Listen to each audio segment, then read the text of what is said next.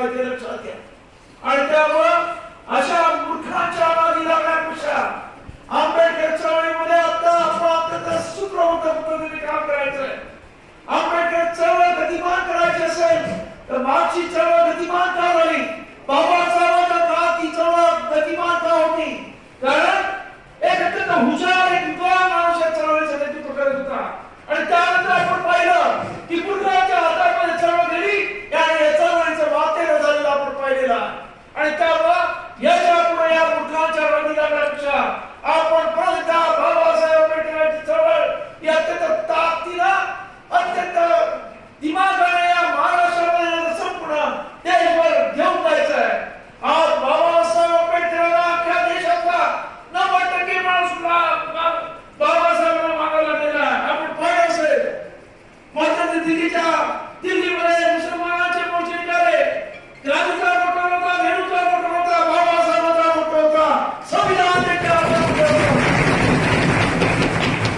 परभणीमध्ये जो आमचा आंबेडकरवादी भीमसेन शहीद झाला तो काय बाबासाहेब आंबेडकरांच्या जातीतला नाही, तो वडार समाजाचा आहे.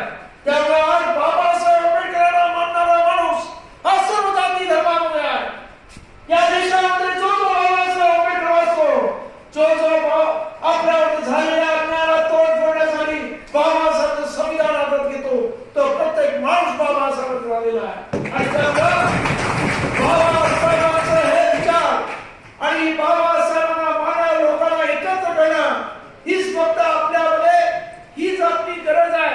आपण जर शिस्तबद्ध पद्धतीने आपण पोहोचलो तर पूर्ण खात्री आहे की आंबेडकरी चळवळीचा एक दिवस या देशाच्या या त्या दिल्लीच्या तख्त्यावरती या बाबासाहेब आंबेडकरांच्या विचाराचा माणूस बसल्याचे फक्त आपल्याला शिस्तबद्ध पद्धतीने काम करायला पाहिजे. हे रवळ्याच्या मागे लागण्याचं आता दिवस संपलेले आहेत.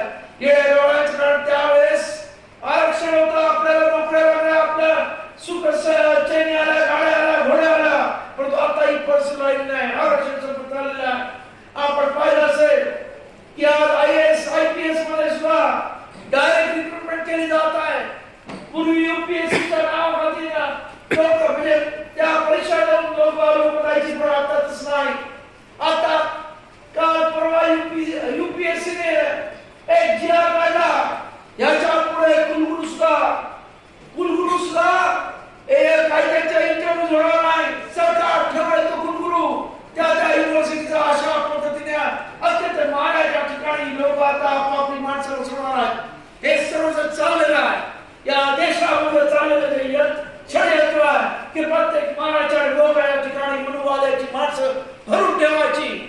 अशा वेळेला आपल्याला अत्यंत विचारानं अत्यंत सिस्टमॅटिक पद्धतीनं यांना तोंड द्यावं लागणार आहे, यांच्या विरुद्ध लढायला लागणार आहे. आणि यासाठी आपल्या सर्वांना मजबूत ताकदीनं एकत्र येऊन काम करण्याची गरज आहे. आज मला आनंद वाटतोय की आज प्राध्यापक डॉक्टर असतील, डॉक्टर सूर्यवंशी असतील, अशी आता सुशिक्षित मंडळी अनेक मंडळी सुद्धा रिपब्लिक सेनेमध्ये हळूहळू जॉईन होत आहेत. त्या दिवशी नगरची मंडळी येऊन गेली मुंबईमध्ये, आम्ही सुद्धा रिपब्लिक सेनेमध्ये येतोय. सोलापूरची मंडळी येणार आहेत. अनेक लोक अनेक जिल्ह्यातून या रिपब्लिक सेनेमध्ये आता प्रचंड मोठा असा ओढा रिपब्लिक सेनेमध्ये लागणार आहे. परंतु त्यासाठी मी आपल्याला या इथे सांगतो की इथे रिपब्लिक सेनेमध्ये आलेला प्रत्येक माणूस कुठचाही जुना नसतो, कुठचाही नवीन नसतो, हे लक्षात घ्या. त्यामुळं पहिल्याच्या काळात आता मी आली आहे 20 वर्ष झाली तू माझ्याशी प्रामाणिक असेल, पण नुसता प्रामाणिकपणा चालत नाही. सर्व वाढवणारा माणूस पाहिजे. आंबेडकर त्यामुळे मी 20 वर्ष आहे 25 वर्ष आहे त्यापेक्षा तुझं काम काय आहे, तुझं काम बोललं पाहिजे हे आपण लक्षात घ्या.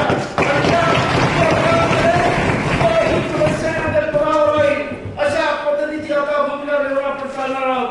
आणि यासाठी आपल्या सर्व पहिल्यांदा शिस्तबद्ध पहिल्यांदा प्रत्येकाने या पक्षाचा पद्धतशीरपणे क्रियाशील कार्य करता आला पाहिजे. जो माणूस या पक्षाच्या पदावरती येणार असेल तो माणूस तो कुठेही असो, तो विद्यार्थी संघटनेमध्ये असो, कामगार संघटनेमध्ये कामगार सेनेमध्ये असो किंवा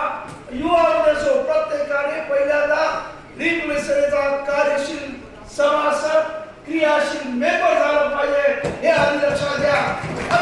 पहिल्यापासून सुरुवात आता आपल्याला करायची आहे की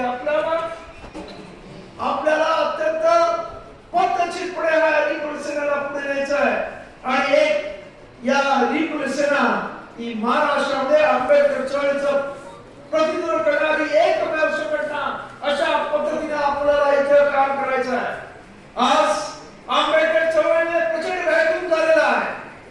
कारण आंबेडकर चळवळीच्या नावाने काम करणाऱ्या लोकांनी आज जे आंबेडकर चळवळीचं मुख्य आधारस्तंभ आहे त्याला काही अंशी दूर केल्यामुळं आंबेडकर चळवळीमधल्या त्या सर्व लोकांना समोर पडलेला आहे. आणि ती मंडळी सुद्धा मोठ्या प्रमाणामध्ये रिप्रेझेंटेटिव्हमध्ये येऊ पाहत आहे. तेव्हा या सर्वांना बरोबर घेऊन एक प्रचंड ताकद आपल्याला सर्व जाती धर्माच्या लोकांना घेऊन करायची आहे. आणि म्हणून आपल्या सर्वांना माझी विनंती आहे की इथून गेल्यानंतर संध्याकाळी तर आपला नामविस्ताराचा एक प्रचंड मोठा कार्यक्रम ज्याच्यामध्ये या सर्व लोकांचे Subscribe now and press the bell icon. Never miss an update.